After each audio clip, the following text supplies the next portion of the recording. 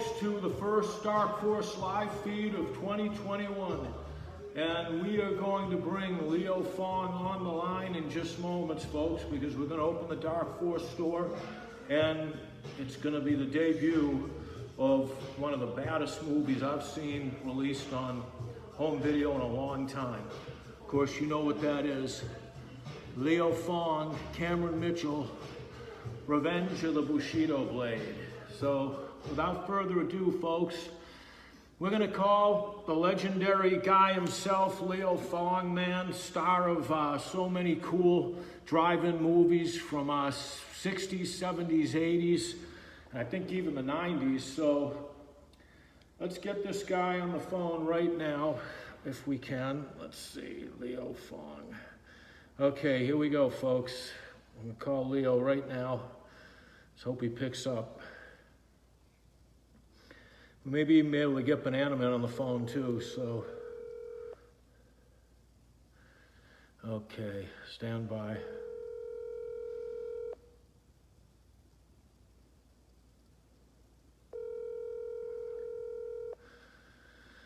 Okay, we're still waiting, so.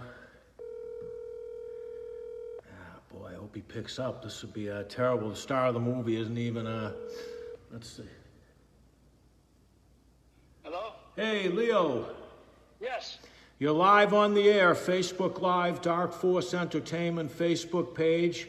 And we're calling you, you know why, to discuss this huge, awesome movie that's about to be available tonight for the first time in high definition. Of course, I'm referring to The Last Reunion, a.k.a. The Revenge of the Bushido Blade. Mr. Fong is on the line. And Leo, man, you've starred in so many cool movies, Low Blow, Kill Factor, Showdown, Blind Rage, of course, Enforcer from Death Row, part of one of the latest Dark Force drive-in double features, Rapid Fire, Bamboo Trap. We got a lot of fans tuning in right now from all over the world.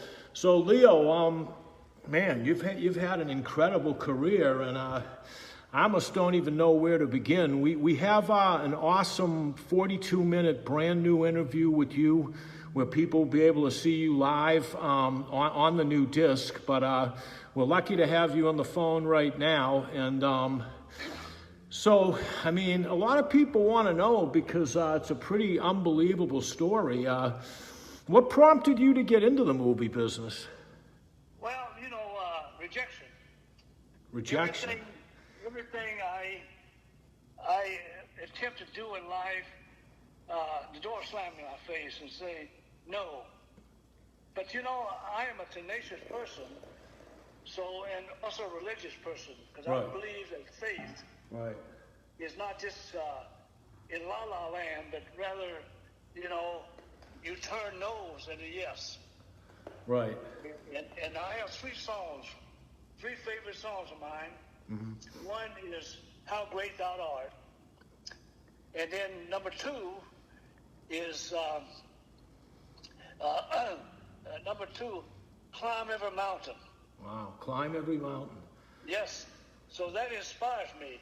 So when you look at the mountain and you have the faith, mm-hmm. and someone else did it before, you can do it too. Right. And you just have to have courage to do it. And that's what happened to me in becoming a movie star, quote, so far. I'm not a star, but to be an actor in a movie, all these movies I did 25 of those movies. Right, yeah, at least. And I would say at this point, you definitely deserve to be called a movie star, that's for sure. I mean, I'll tell you, I previously had been unfamiliar with The Last Reunion, and I got to tell you, it's quite an awesome movie. I really enjoyed it. Let's see here. See, I didn't realize what a good movie that was. Right. See, because when you're too close to the scene, mm-hmm. you don't see all the details. Right. But we assembled a pretty professional crew. Uh-huh. Jay Works was a young 25-year-old director. Right. And this was his breakthrough. Oh, wow. And Frank Johnson was a cinematographer, mm-hmm. and he was on doing I forgot the name of his series he was doing, but he was doing CBs for ABC. And so I was able to hook up with him, and he called me about the last reunion because someone in the Philippines gave me a copy of the script. Right. It was not very well written, but the idea that you got a young kid growing up going slashing heads, that had an appeal. Wow. So I gave the script to Jay Wertz and Frank Johnson. They looked at it, and between the two of us, we rewrote the thing to what you see now. Right. And that was the beginning of it. And then the next thing we thought about, wait a minute, how are we going to shoot this thing? No money. Right. So Frank, he had some connections in Utah. Uh-huh. He came up with 50 grand. And then I had some connections in the Philippines, but I wasn't sure if my connection had any money. Right. So when I got there, he said, Leo, you here? How come you didn't call me when you got here? I said, well, I just trying to settle down before I call you. Right.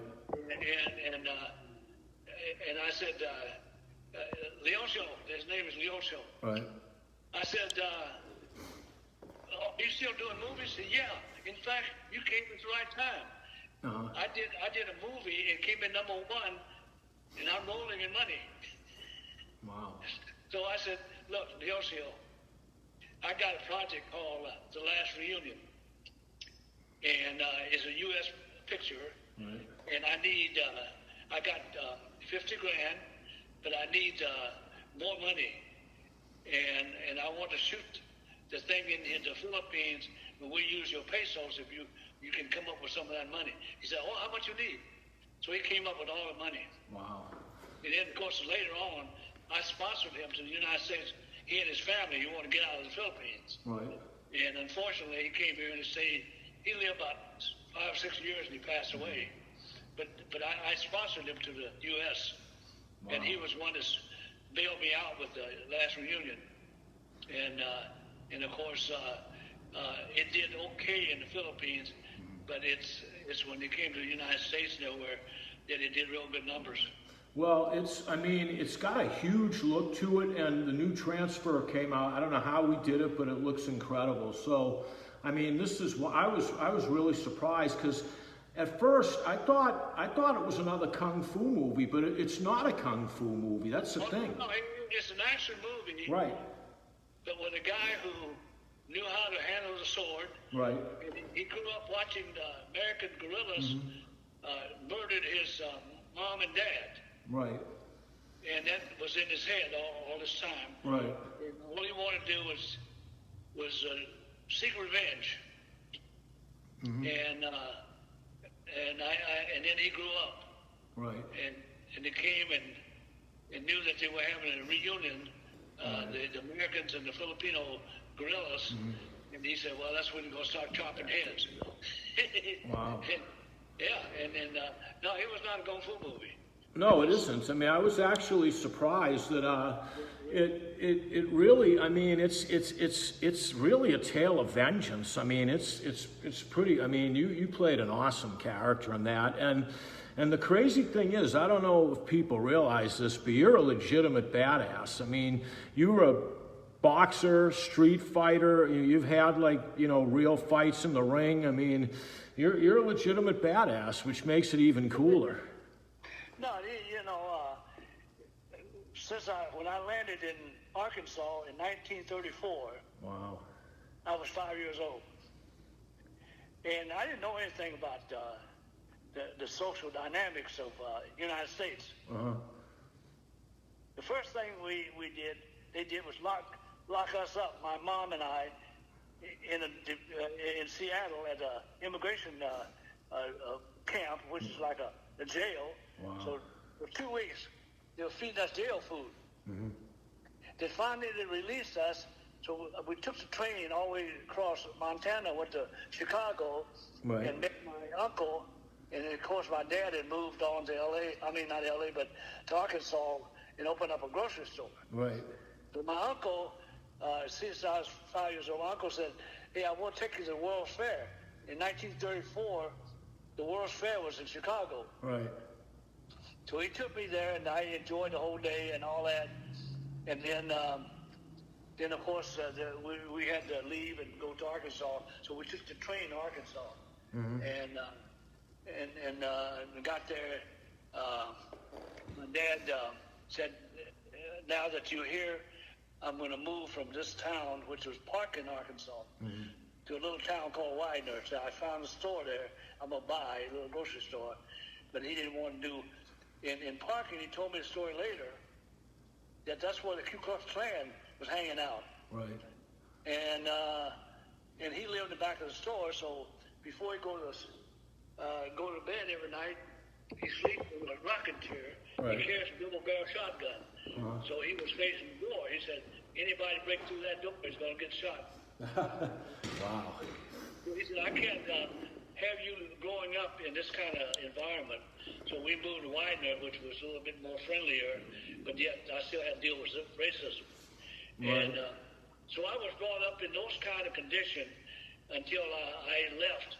At 22 years old, I graduated from college. I went to seminary in Dallas, Texas. In 1954, Right. I was transferred out to L.A. I mean, not L.A., but Sacramento. Right. And so that was my upbringing. And I learned to fight at 7 years old. 7 years old, you started training, huh? Wow. Yeah. Well, what happened was I was walking down the street, going to school, and a couple of rednecks said, "Hey, Cheek." Wow. I said, "Wait a minute, what do you call me?" Because my daddy told me that wasn't okay. Right. Wow, and so, that's amazing. So I was thinking about it. Right. I hit both of them right in the nose. Pop, pop. Wow. And they started screaming, crying. They were about 6 or 7 years old. So I went on to school, and then of course I started getting in trouble here and there. Right. Because people would call me. They would at recess time they would surround me and they start singing "Ting Tong Tournament, Ting Tong Tournament." And I looked and I said, "Well, I'm not gonna take them all at once." What I used to do is wait till they're by themselves. Pop. And so I've grown up in that kind of stuff.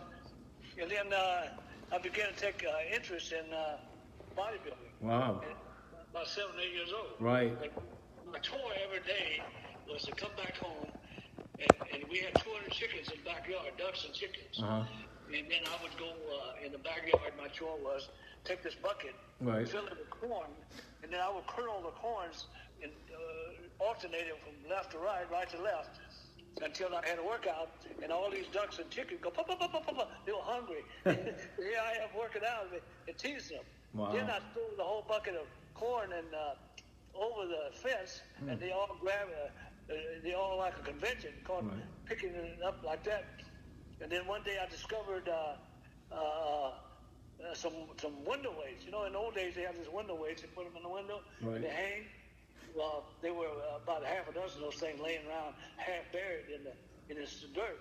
Right. I put them out, and they're about 5 pounds apiece. I started doing exercise with them. I didn't know nothing about exercise. Right. I just went up and down, back and forth, but I felt stronger. Wow. When I popped somebody, I felt that they had more power behind it.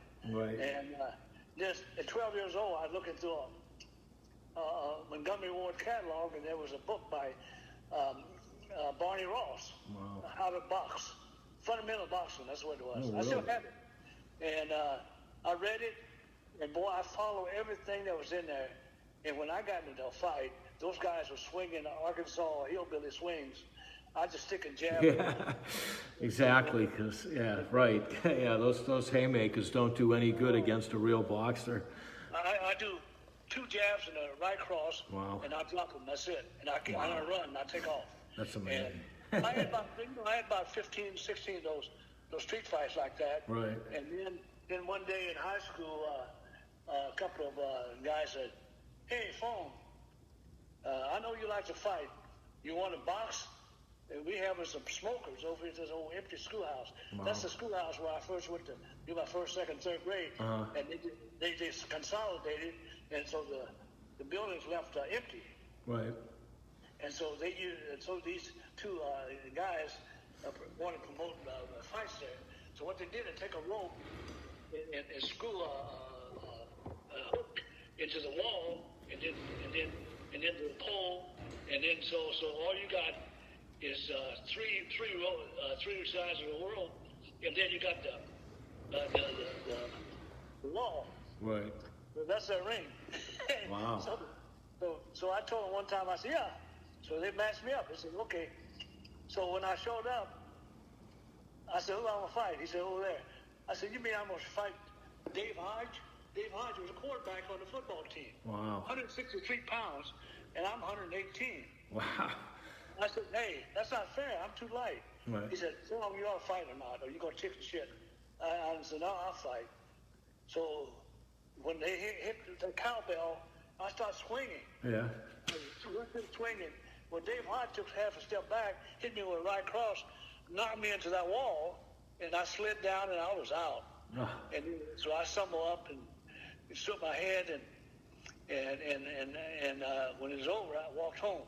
And I slipped in the back door, hoping my mom wasn't awake. Right. So I slipped into my room, and man, my head was throbbing all night long. Wow. And I was thinking, I said, what did I do wrong? I wasn't discouraged. I just tried to figure out, why did he hit me, knock me out? Sure, he's bigger. Right. That don't mean anything. So I said, I think the reason is I started trying to bombard him with punches, thinking that I'm going to overwhelm him. Right. So anyway, I went to school Monday, and these two jokers said, hey, Fong, we're going to have another smoker this weekend. You want to fight? I said, yeah. He said, no shit. I said, yeah. But match me up with somebody closer to my weight, okay? I said, Dave Hodge was 25, 30 pounds heavier than me. Right. And I said, match him up with somebody his size. And he said, okay, we'll do that. So anyway, when they had the thing, had a guy, he was about 10 pounds heavier than me. Right. But I kept distance, and then I faked and really boxed him. And then I unloaded right hand over his chin, knocked him out. Wow. And I won 9 of those fights like that. That's amazing. And then got pretty soon, the football coach who didn't like Chinese, he was very prejudiced. So he said to me in the hallway, hey, Chick, you want to fight me? I said, no, coach, I don't want to fight you. His name was Bill Irvin. Yeah. And so it's funny, after my sister wanted to get married, she met someone out here, and she went back to Arkansas and wanted to get married in a church over there. And I said, okay, I'll do the ceremony. And you know who was there? No. Bill Irvin. He had become superintendent of school. Wow. And he liked my sister because he was studying to be a teacher. Right. So I saw him. I said, that son of a gun, I'm going to ask him something. So after the wedding, I said, Mr. Irvin, you when I was in 8th grade, you asked me to box you, okay? You want to box now? Wow. What did he say? No, he said, he turned around and stared at me and looked at me and walked off. I said, you chicken shit. One of my, I was actually surprised how much I enjoyed, it's also known as Ninja Assassins, but Enforcer from Death Row, which we had on one of the recent drive-in double features with, of course, I believe it was the Black Dragon, and that's Ronnie Van Cleef, who's another really cool dude, but now he's a friend of yours, correct? Yeah, he did the bamboo trap with me. Oh, he was in, yeah. So you told a great story, and I'm going to save that. I just got to see a text, Banana Man. You told a great story about him, and if you get the disc, you'll see Leo live. You'll see him right now, and you see him telling this unbelievable story about him and Leo Van Cleef, Ronnie Van Cleef. But right now, what do you say we bring Banana Man on? Of course, the great William Olson, who was a big Leo Fong supporter and helped me get some of these titles so that we can, pay homage to one of the great legends that's still living today. Of course, the man I'm referring to is on the phone right now. Should we bring Banana Man in? He might have a few questions to ask you, Leo. I'll ask him, yeah. Okay, hold on. Let me see. Hold on one sec. Always good to talk to him. All right, let me try to bring him on the line. Hold on. See if we can do this. Okay, I'm gonna ring Banana Man. Let's hope he answers though, because let's see. It's been a while since we've had him, so. Come on, pick up.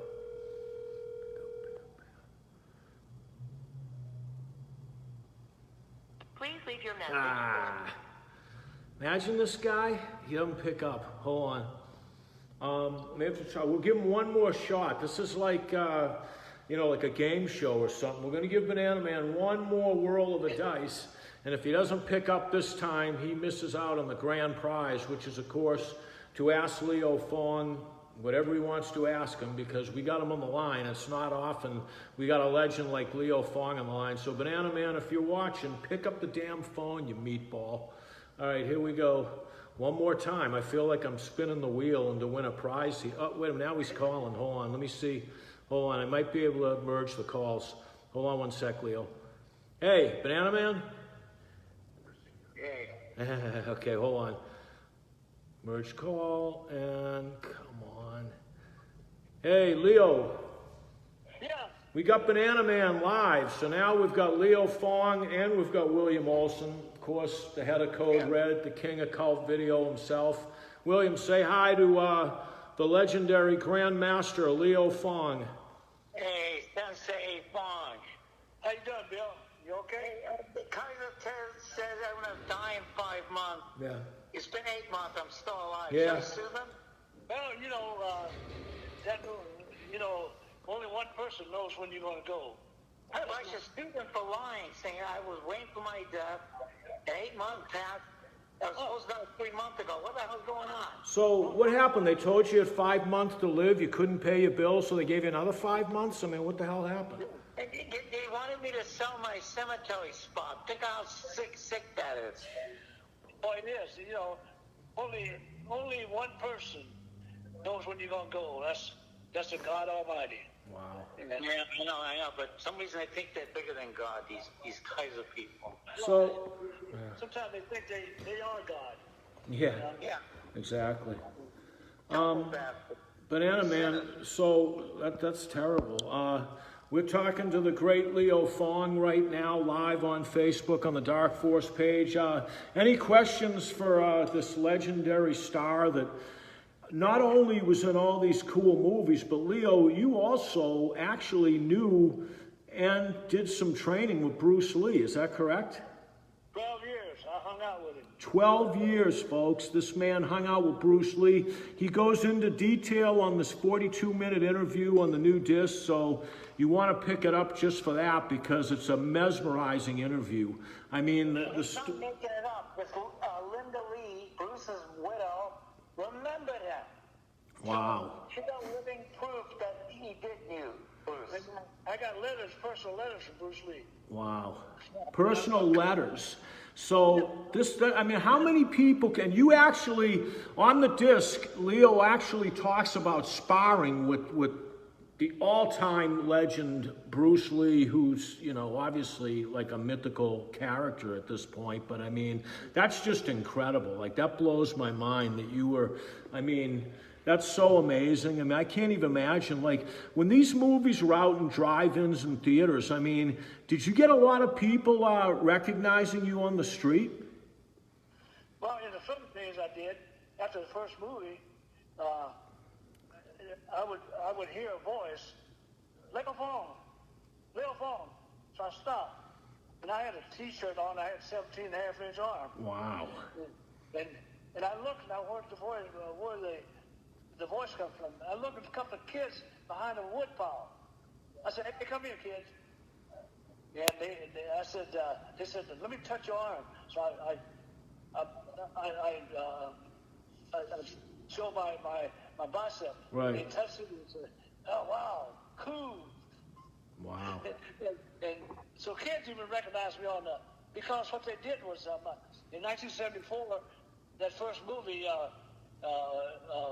Enforcing Death Row, was called Manila Go and all that. Right. Ninja Assassin, yeah. And it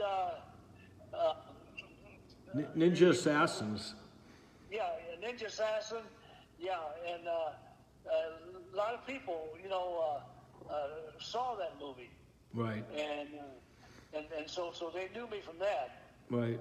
Because a lot of Filipino actors in it, and they used to go see all those actors. Who actors were, Right. I heard George Estragan, guys like that. They were top #1 Filipino actors. Wow. And they would be in big budget movies, Right. Filipino movies. And I had Garcia. I had him for a couple of movies. Unfortunately, he was in a studio at 90-something years old. Wow. He tripped and fell and hit his head on something and he died. Wow, really? Eddie, if you close your eyes and listen to him talk, he don't sound Filipino, he sounds like American. Wow. He was a friend died. You know that? Tony Farrar died this week. Tony Farrar, you co-star in the Filipino movies. He died? He died this week, yes. Oh, he died this? Wow. Well, he must have been in the 80s.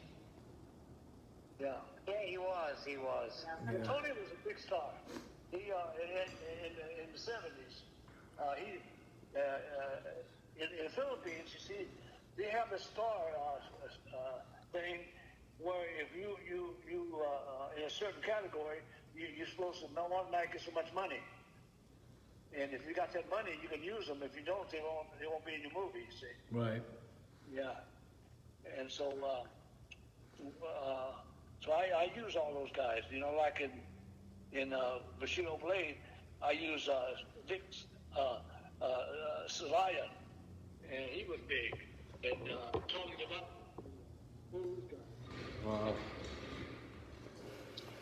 Well, you use Boots Aquino, the brother of... yeah. Yes, like United Criminal. Real life criminal. he was the brother of Fog is rolling in.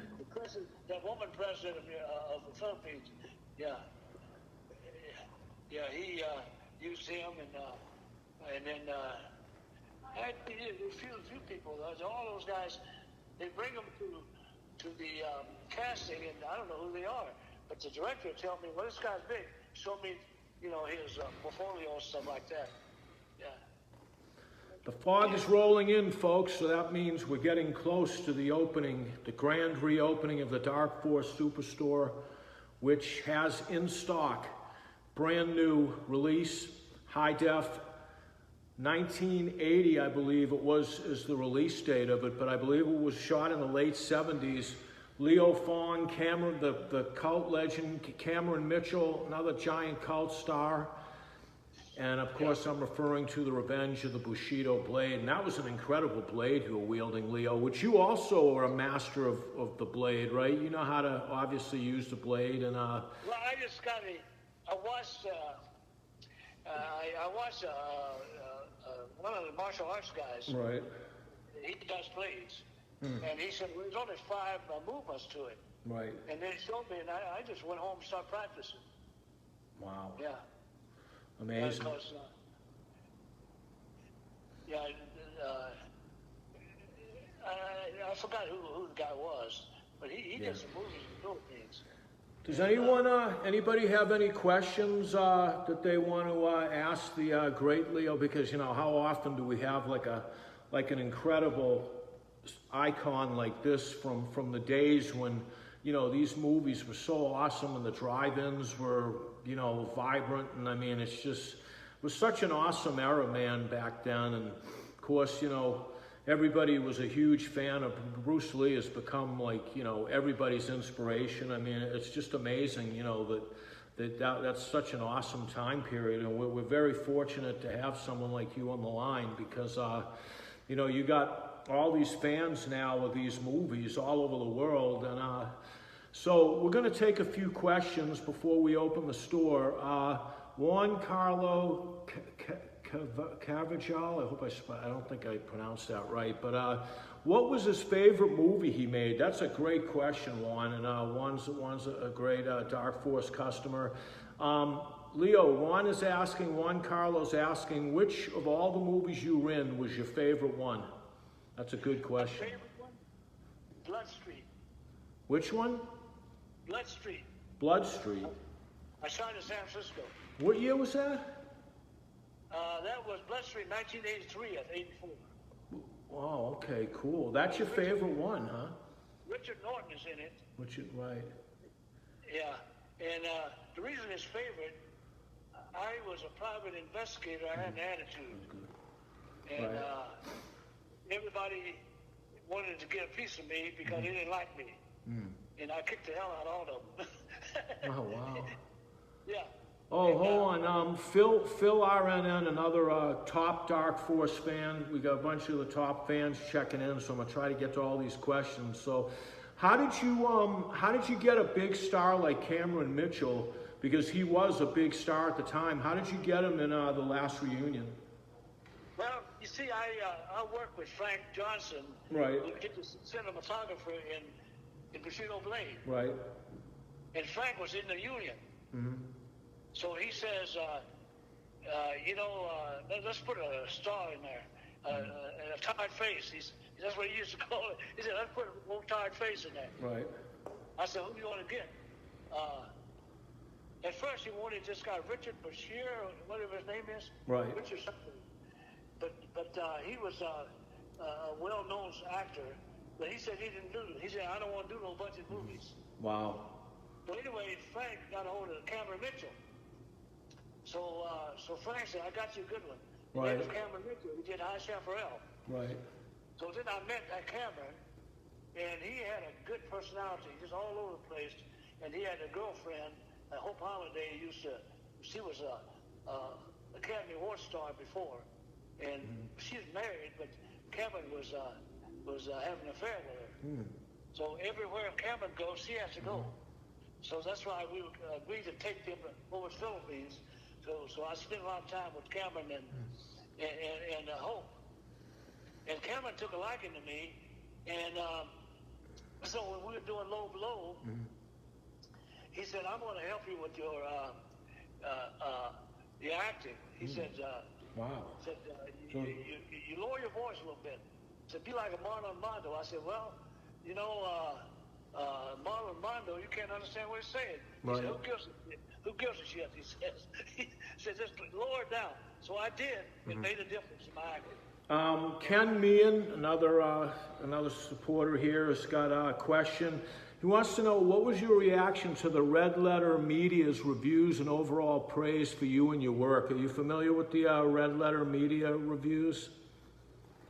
No, but I got some bad reviews in newspaper, but it didn't bother me. These look like they were good, though, because it says overall praise for you and the work, so... Oh, yeah. Like, for instance, I think it was Low Blow or Kill Porn. Kill Porn, I think. And they reviewed in Detroit Free Press. Oh, wow. A big article in there. And it says, Leo Fong is a redeeming factor in Kill Porn. Otherwise, it's a bad movie. Well, So that was nice. She said that I was one that popped it up, which I don't think I was, but at least I played a lead in it, but Kill Porn made a lot of money. Yeah. Tanner Ross has a good question. I didn't even know you worked with Cynthia Rothrock, who I also did a movie with myself, The Lady Dragon, of course. So what was it like to work with her, Cynthia Rothrock? Well, at the time, she was pretty hot. Right. So I had to deal with ego. And after that, I said, screw it, I don't want to deal with this. Oh, she had an ego? Oh, she had a big ego. Wow. At the time, she was doing some movies in Hong Kong. And she was George Chung's girlfriend. And so George brought her in. Right. And then of course, the Paper Dragon, I don't know what it called later, it came out. But anyway, what happened, I didn't like it. We were in El Paso, Texas, running the meter, had to pay for hotel rooms and stuff like that. And she said, Leo, I can't stay. I have to leave after the day. So I shot as many footage I got with her 24 hours to midnight. Yeah, right. Tanner just mentioned. And then I said, Cindy, when you coming back? Because she's going to go and talk about China O'Brien. Right. And she went to Utah, never came back. And I said, George, when is Cindy coming back? So I don't know. I said, okay, we're wrapping up tomorrow, man. Yeah. I said, I'm not paying no more money. And so 24 hours at midnight, she didn't like it, but I brought in a stand-in. If you can find that in 24 hours at midnight. So I found a woman. See, Cindy Roswell was fat as a pancake. She had no breasts. Wow. And I shot a picture of her sideways, so I showed she didn't have nothing. Huh. I had more pectoral muscle than she had. Huh. And so anyway, I casted a young actress who had a 42-inch bust. Wow. So she was very nice, you know. I said, wow, she's got a good attitude. I like her. So I brought her in 24 hours midnight. And then I said, look, you're going to be a stand-in. So what happens, every time somebody, so what I had, the movie is about somebody killing the boyfriend of Cindy Roswell. Right. And she's going to go after him, the syndicate. Right. So she went after him with different weapons. Right. They choke him to death with wires and all that stuff. So I had this girl so I said, every time I want you to put a ninja suit on, I want you to raise up this T-shirt and pop up those boobs. And then you put on the ninja suit, and he said, now I'm going to go. And then you look at the wall and see all the picture of the people you're going to kill. He said, you're next, you son of a bitch. And she put an X to his head. And then you got a character there banging some girl. So she slips into the room, and she puts that cord around his neck and choke him to death. Wow. And then the cops comes and wonder who did it. And she goes back, put her clothes back on. So she took she showed her boob all the way through the movie. And Cindy Roswell saw it, and she was fired.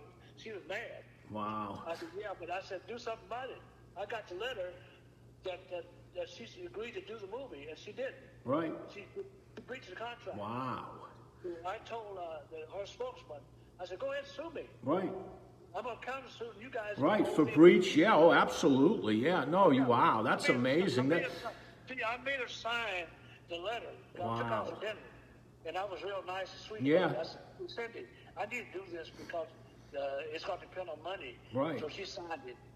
But she didn't realize I set a trap, but I knew she was going to flake out. Right. And so I told her agent, he was a very obnoxious guy. So I just told him, I said, look, you wimp. If you don't get your ass out of here in this office, I'm gonna beat the shit out of you. Wow. Said, God, I wish that's he got out of there real fast. He was like wow. a fag. Tanner loves, he said, this is the best story ever, but if you like this, man, wait till you hear some of the stories about Bruce Lee and Ronnie Van Cleef and some of the stories he tells on the Discrum. I mean, you could listen to this guy for literally hours and hours, and there's never a dull moment. That story is Cynthia Roswell. She's on, to tell you the truth, I saw her 2 years ago at Dragon Fest. Really? She come to me and said, how you doing, Leo? I said, I'm okay, man. You want to make a deal. So all the people sitting around me, hey, that's Cynthia Roswell. I said, who gives a shit? That's what I said. Yeah. Wow. That's how I'm at. I'm not starstruck. You know? Yeah, of course not. I mean, you know, you're a star in your own right, and it's like you've been with some. I mean, you hung out with Bruce Lee, so I mean, you know. Yeah, that was something. I never thought Bruce Lee would get this big. And he didn't even think so either. Oh, God. I mean, does that blow your mind, the fact that, like, literally... People thinking he could walk on water. I mean, yeah, but what's amazing is, like, that guy, can you imagine, and I'm talking to all you guys out there that are watching this, all the great fans of Dark Force, that, can you imagine, like, I mean, because could you imagine, like hanging out with Bruce Lee when he was, you know, in his day and living to be able to tell about it? I mean... That's like, I mean, I can't even fathom that because that guy, that's beyond a star. Bruce Lee is like an immortal legend as far as I'm concerned. You know, Bruce Lee, you know what a lot of people don't understand it. Bruce Lee knows how to sell himself. Of course. Yeah. And he reads a lot of those motivational books. Right. He knows how to sell himself. Number one, he can sell himself. Number two,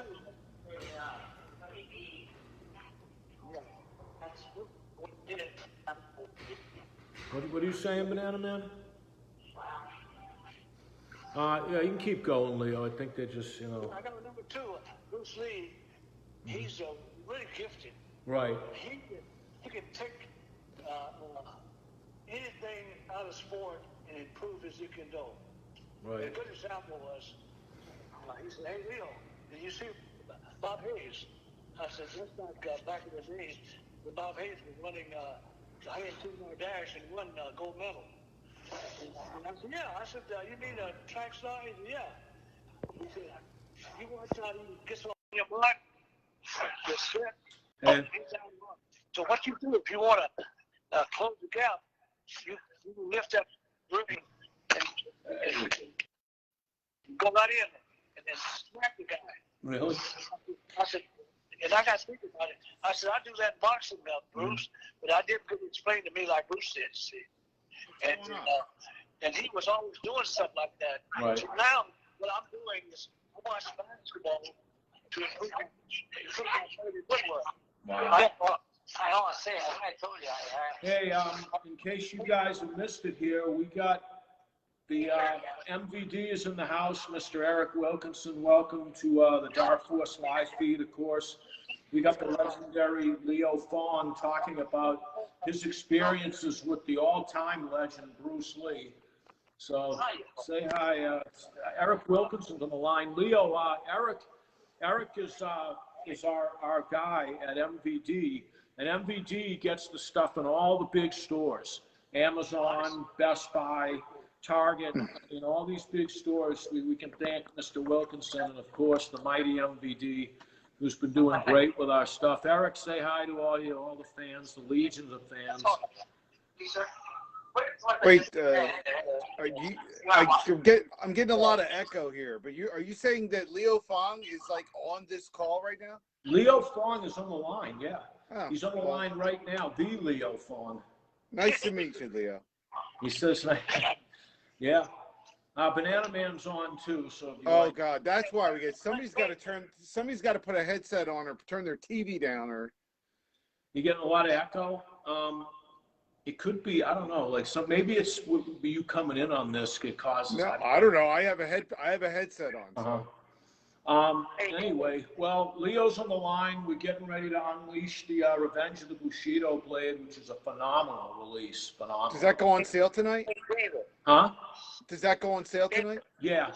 Hold on. Yeah. What is it, Bill? David, the movie I produced with Leo, Yeah. with Fantasy 7 and Leo Fong's in it, you should put that one out. We got a high def master. Okay. Yeah, Bill produced a movie with Leo, I guess, and Dan Severin. So. Yeah, you can make some money, Leo. Want to do something? Well, let's see. We got to create I don't have. I think I started. I might have a 3/4 inch. I'm not sure. I don't know where the negative stuff are. That's tape. You did it on tape. It's on tape.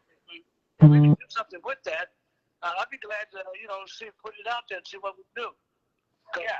We can do use Dan the Beast. See, there's a guy named Winisky in there too. I almost kicked his butt. He was arrogant. And I took him up to the hotel, and he was mad because of something. I didn't treat him right or something. I didn't massage his ego. So went up to his hotel room, and so I sat down in a chair and I made sure the lamp was within my reach. And he sat on the bed and I said, now what is your damn complaint? And so he went on, and I thought I was gonna get up off that bed and I was gonna hit him with that lamp. But he didn't try anything. And And because he told me, he said, I'm the best kicker in the world. Huh, And it amazing. reminded me how great he could kick. I said, I don't He care. just wait, doesn't he? Winetzky? Yeah. Gary Winetzky. He's a ball man. He's a ball man. Yeah. But anyway, if we do the Dan Severn thing, Yeah. if we need to shoot some extra stuff, we can still get him. Because he texts me every once in a while. And make him a star in that movie. So Eric, how's everything going in MVD land? We're doing good. We're getting ready to announce a lot of titles. Yeah. Yeah, I'm finally coming to. Oh, okay. Sorry, the echo's throwing me off. Go ahead. I'll put them. No, I'm sorry. The echo's throwing me off. We're getting ready to announce a bunch of titles that I've been working on. Cool. We acquired about 20 or 30 titles, and we're getting ready to announce some of them. So I'm doing a show at 11 o'clock on George Romero's broadcast or something with Dave Madison and Scott Chiaffo. I'm going to announce the title there. And all next week, I'm going to be announcing a bunch of titles for both the Rewind collection and the Marquee collection. Wow, cool. That's awesome, man. So, I mean, yeah, it's been a great year, of course, for Dark Force. I mean, obviously, Yeah. It's been tough with everything that's been going on, but as everybody knows, home video is bigger than ever right now because, of the obvious. So we had a good year with your stuff. I'm really happy to have the opportunity to distribute your stuff after you set it up, you sell it on your website, and then you set it up with us, and I'm really happy to have that opportunity. Mm-hmm. Cool, man. Well, it's been great. You guys do an awesome job. I mean, you get everything out there in a big way, and so hopefully we'll continue with we may be able to do some different kind of deals this year, where we give you guys some stuff, and there's all kinds of stuff we're talking about. But and Leo Fong, we hope to do a lot with Leo because Leo is someone that's had an unbelievable career. And I mean, I'm looking at his filmography here. It's amazing. This guy's a legend. Isn't it amazing? It is. I think. Is he in this movie? Is he in this movie? What movie's that? Showdown. Oh, yeah, he is in Showdown. Yeah. Why, That's did you awesome. guys put that out? Yeah, we put that out. Oh, wow. Yeah, Showdown. I did. That's another favorite movie of mine. Yeah, no, they put it out. So, yeah, Showdown was a good one. I didn't know you guys put that one. Oh, wow. There it is, Showdown. So, yeah, you're talking to the star of Showdown right now. The great Leo Fong. Richard Lynch. Wow. Yeah. Wow. Richard Lynch, who was in Invasion USA. Mm-hmm. Yeah. I think he died, didn't he, Bill? You on, Bill, or did we lose him? No, I was wondering. Bill knows everything. I was wondering if Richard Lynch is still alive. I think we might have lost him because I don't hear him. You on, Bill? Yeah. No. He. Yeah, whatever. I mean, he comes. Banana Man comes and he goes, depending on the I think it might be time for some fog because Banana Man has left the scene mysteriously. The doctors gave him 6 months to live, but I think he couldn't pay his bills, so they gave him another 6 months. He lived 6 months. What's with this smoke? The dark forces. I am summoning the forces of darkness to open the Dark Force Superstore. So funny. And unleash the brutal. That's fantastic. Everybody's waiting, man. They're all waiting. That is fantastic. You like that? I mean, I do. This is like a nightly occurrence at the Dark Force headquarters. In fact, I got a few toys. I got some toys here. So we will open the Dark Force. Oh my God! Now let's bring out the weapons. Of course, we always got. Who else? The Bushido blade. Now I don't have the actual Bushido blade, but I got this blade. So Jesus Christ. Leo, I'm sure, would be proud. But we are going to open the store. Anybody got any last-minute questions for the great Leo Fong? Oh, wow. What do you got there? That's cool. That fits right in with what we're doing. It does, right? So, Leo, we're going to open the Dark Force Superstore. We're going to show Mr. Wilkinson what the store's looking like right now. And it's been a pleasure talking. We're going to launch Revenge of the Bushido Blade right now as far as the Dark Force store, and then ultimately I'm sure MVD will have it in all the stores. Yeah. Okay. So anyway, it's great talking to all you guys. Yeah, Yeah. it's a pleasure. I got to head out too. I got to jump on another. I got to jump on another show. But if you're still on, man. I'll pop back over to see if you're still on later. Thanks, man. All right, Take man. care, Eric. Take care. Hey, Leo. Yeah, I'll call you. I'll call you tomorrow. Yeah, I'll call you tomorrow because we're gonna open the store now and gonna show these guys. We got the Bushido Blade with a bunch of gotten some bundle deals. So it was a great talking to you. We're gonna try to get put out more of these great Leo Fong classics. So I'm gonna look around, see what else I got. oh yeah, no, we'll get more of them. So we appreciate you coming on. It's been a great show and got a lot of fans. And right now we're gonna open the store. So Leo, we will talk to you soon. Okay. All right. Okay, David. Thanks, man. Okay. Bye bye. All right, folks. This is the moment you guys have all been waiting for. So let's see what we can do here. We're going to open the Dark Force Superstore in just moments.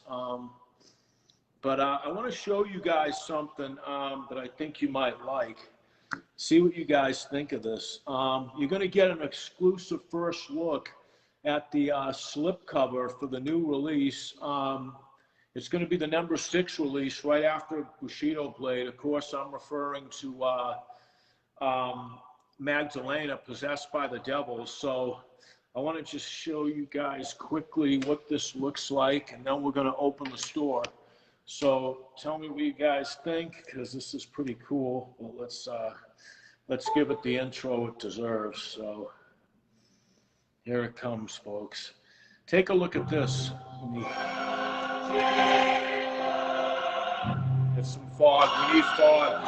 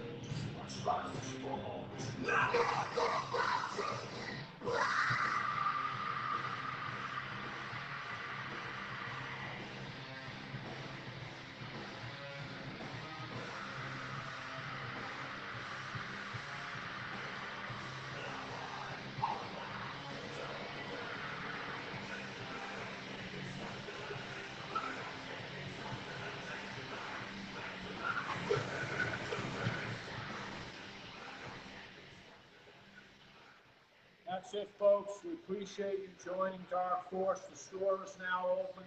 Revenge of the Bushido Blade has been unleashed. Thank you, Leo Fong. Thank you, Banana Man. We'll see you guys soon. Thanks, everybody.